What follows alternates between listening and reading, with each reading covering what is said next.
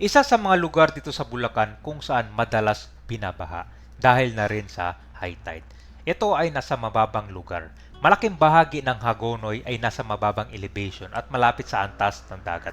Maraming mga ilog at estero. Ito yung mga dinadaluyan ng mga sanga ng mga ilog mula sa gitnang bahagi ng Bulacan. Kapag malakas ang ulan sa upstream areas, bumababa ang malaking volume ng tubig patungo dito sa Hagonoy kasi nasa low-lying area ito. At makikita mo naman sa paligid, malapit ito sa Manila Bay. Kaya kapag high tide storm surge, nahihirapang lumabas ang tubig mula sa mga ilog at estero papunta sa dagat kaya tumataas ang level ng baha.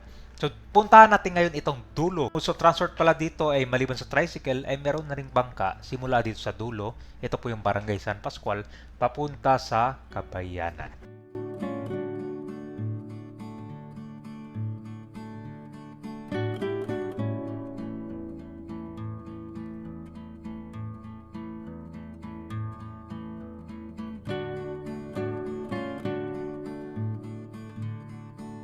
Guys, nandito na tayo sa bayan ng Hagonoy. Ito po yung Hagonoy Public Market, Commercial Complex, and then yung terminal. So ikutin muna kayo dito guys, yung sitwasyon dito ng palengke nila. Actually dun sa pinakagitna niya, papuntang munisipyo, tinaasan na yung kalsada. May improvement na.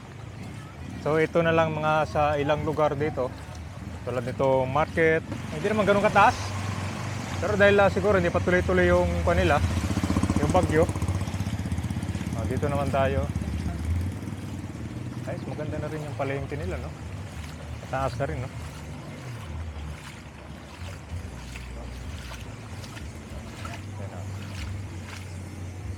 Ito yung kanila guys sa kanila. Wet and dry market. Ayos yan. Kita ng mga putas.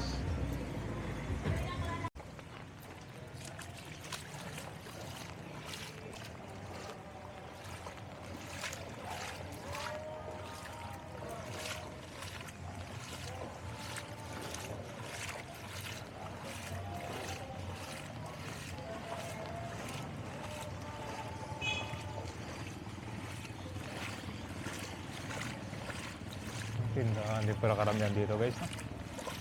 Ayan na. Uy, malalim. Malalim pala dito. Hanggang tuhod agad siya. Saan ba to? Sa konti, Hagonoy Maternity Clinic. Walang daanan talaga dito.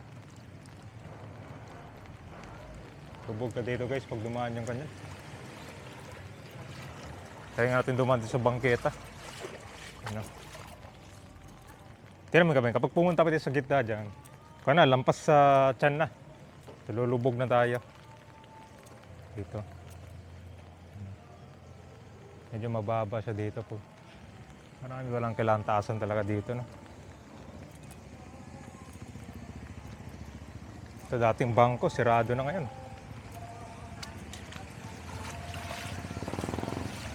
Ito ang tricycle yung kailangan sakyan natin guys, papunta doon na.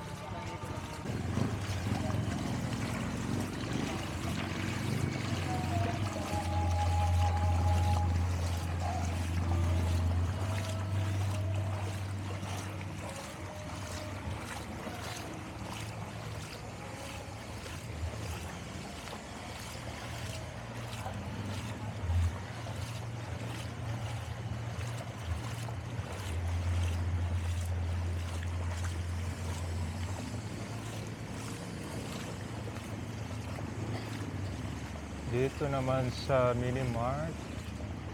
So palengke din pala to, tao ba? Doon market din pala. So guys, mga sinaunang bahay pa to.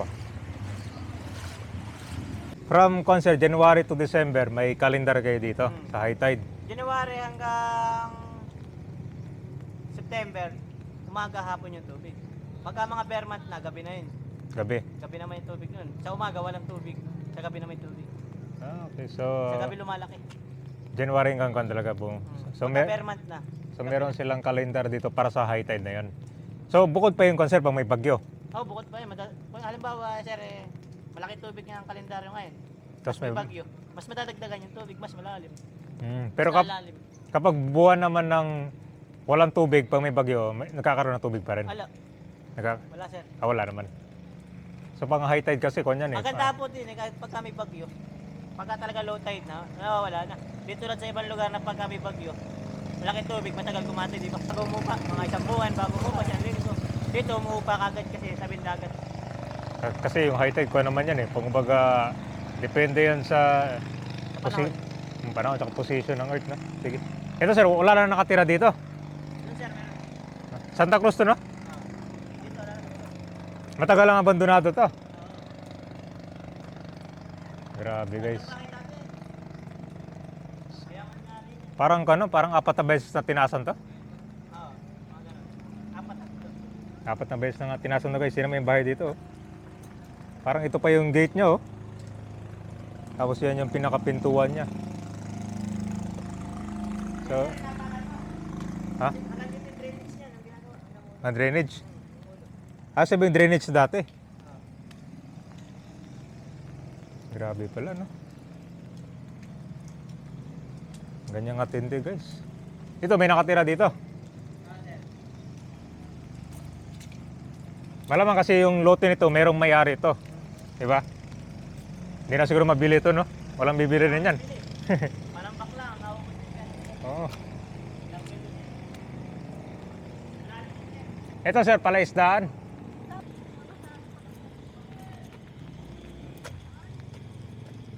Guys, meron ng mga basura. Yung pinaka niya guys, yung pinaka second floor, yan lang yung makikinabang. Tingnan mo to, merong hagdan dito. Oh. Dito na lang umakit yung mga residente dito.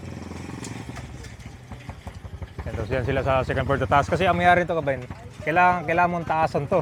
Gagastos ka nito ng magkano para buhos ka ng buhos ng semento para mabuo. Hindi na, tingnan mo yung bayad dyan. Oh. Halos sa lulubog na eh. Lote mo dito, tambak ka ng tambak ng buhangin. Mga lupa, mga galing sa bundok. Kaya naubos yung bundok eh. Ah. So magtataas ka ng bayad. Parang kuha mo na, anong tawag nito? Parang mga lupa eh, ibabawon mo no? Parang ginagawa sa mga reclamation. Ganun palang patong lang. Patong-patong pa sa buo na saka gagawin yung mga hollow blocks, semento. Ito basura dito, hindi na nawawala to. Hindi na. Ay, puro lumot na. Okay, so dito na tayo sa boundary ng Santa Cruz at saka San Pascual at saka Hagonoy, Bulacan. So ito na yung pinakadulong barangay ng Hagonoy, Bulacan. No? San Pascual. Yan. Ito daw yung yung dulo nito. Baha na siya sa tubig.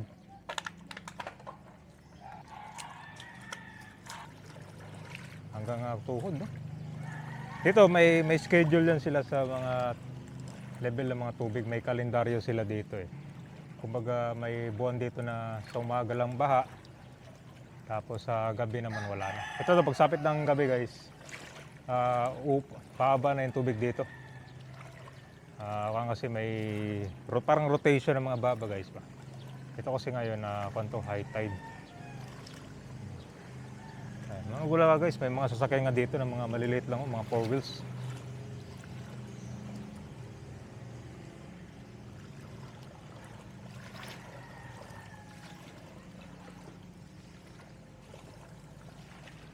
May school pa dito. Wala pa, hindi pa nagagawan yung pagtaas sila dito ng kalsada. Kaya ganito pa yung sitwasyon. Pascual. Tignan mo yun guys. Kita mo yun, no? May sasakyan dyan. Saka motor. Ibig sabihin, pagsapit dito ng gabi, saka yan sila lalabas. Or kung merong lakad.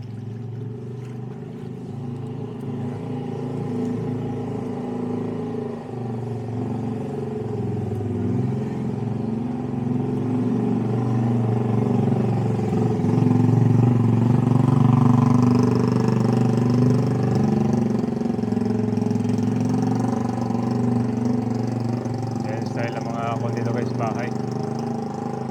Okay, tara.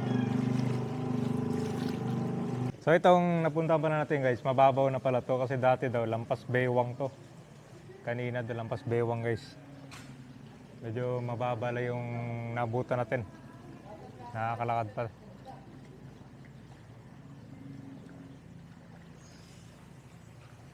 So ito yung normalized dito kabayan. Pag hindi mataas yung tricycle, ganito guys. Oh. Abutin talaga ng tubig. Basic, basic. May oras kasi dito kabayan. Kanina mataas yan, hindi sila makadaan dito. Ngayon medyo sakto lang. Oh.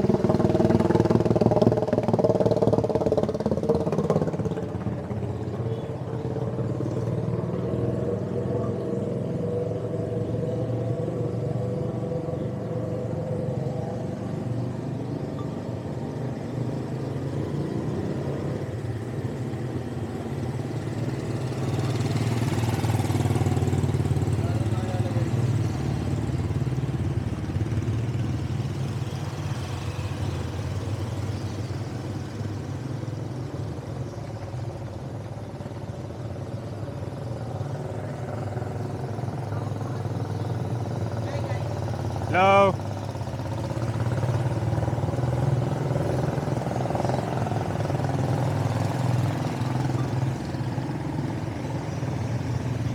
Sir.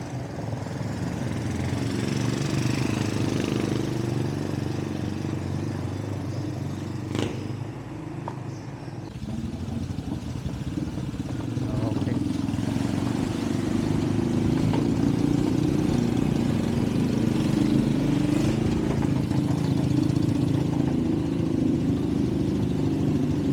Yan guys, sino natin ang dulo.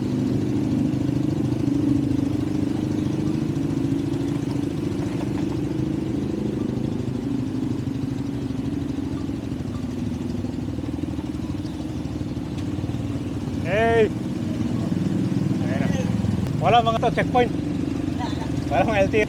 So yung mga tricycle dito, nagpaparinyo din kayo, hindi na. Lahat ng motor dito, lang nakalistyo. Parang race. Walang registro. Tulog pa yun naman kasi eh. Wala rin naman kasi second dito, no? Mga lisensya lang yung iba. Lisensya lang kailangan. Dito, may mga checkpoint dito kung may lisensya ka. Wala naman. Checkpoint, mga motor lang.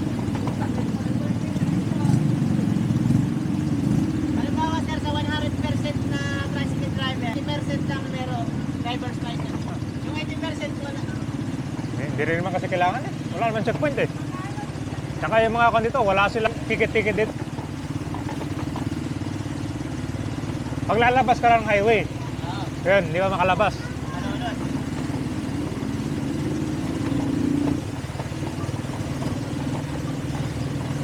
So, ang baha dito kanina sa umaga.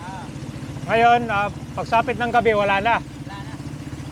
Umuusad yung baha dito kabayan pag may oras. Kaya yung mga ganito, nakakalabas yung mga tao, kapunta doon sa kabayanan. So, isa rin sa sanin nito kabayan yung climate change. Bawat taon, lumalala yung kanyan. Tubig, pataas ng pataas, lubog ng lubog yung lupa niyan, inch by inch. Diba? Kita mo ito, mababaw. Kailan daw magsisimula yung kwan dito, sir? Hey! Ito, baha pa rin ulit ito. Kamalang barangay.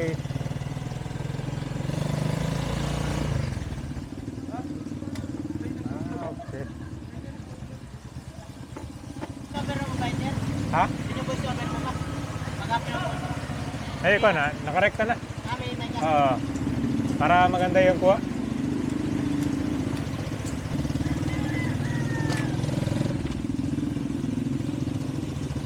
Ganito mayari ka ba yung kapag napabayaan yung bayo? Kasi ito guys, kapag nagtaas sila ng kalsada dito, kailangan mo rin taasan ng bahay mo. So ang mayari niyan, gagastos ka.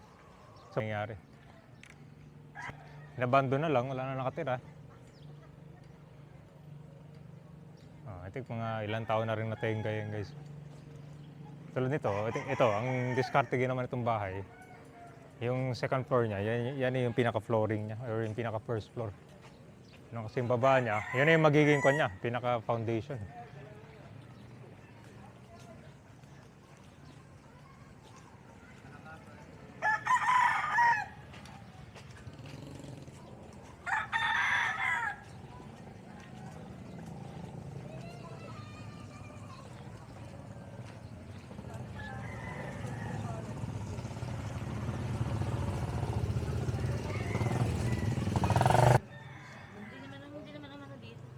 Hindi naman dyan. So, itong kalsada dito, tinaasan na to siya? Hindi pa.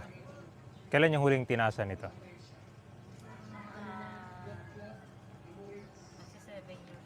Matagal na pala. Pag ganitong bahay, hindi ka naabuti ng bahan ng ganyang kataas, no? Apartment style, ano? Kanya-kanya. Okay, kung to, building na. May building din pala, guys, oh. Ayan. May dulo pala talaga. Wala nang kalsada. Pero dati may kuwan pa yan, wala. Wala talaga. Akala ko may kalsada dati, lumubog lang, wala na. Paano pala to? Fish pa na, guys. Ah.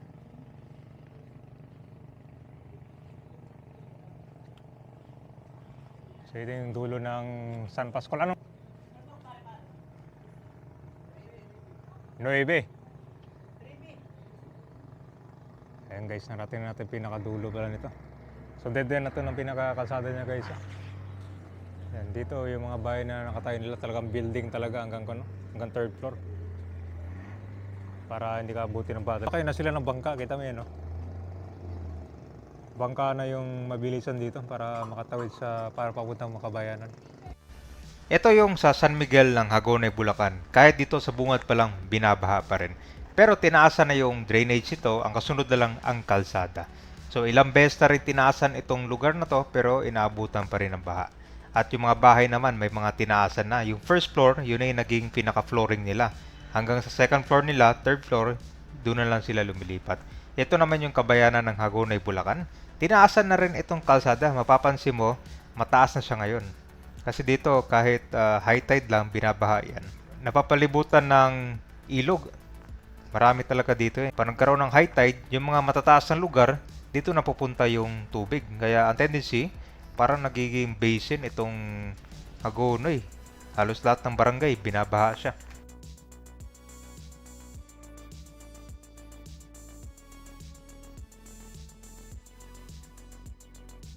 So bukod sa tricycle, may mga bangka na rin. Ito yung ibang mode of transport para mas mabilis makapunta dun sa kabayanan. Napapalibutan siya ng ilog. Yan, kaya counting high tide lang, binabaha agad. Yung kalendaryo nila dito, may mga schedule yan. Malalaman nila kung ano oras mataas yung tubig para yung mga maliliit na sasakyan or yung mga motor, makakaalis sila. Madalas gabi. Ngayon kasi napuntahan to, gabi, nakakalabas yung mga lowered na mga sasakyan. Yan po yung dulo ng San Pascual. At ito naman yung ilog, daanan to ng mga bangka. So ilan ito sa mga lugar na apektado at ito talaga yung kailangan ng flood control project. Ngayon dito, ang isa daw sa mga solusyon ay taasan mo na yung kalsada para at least hindi maging mahirap yung mga motorista na dadaan dito. Kasi karamihan to residential na eh. Ito yung papuntang kabayanan ng Hagonoy, Bulacan.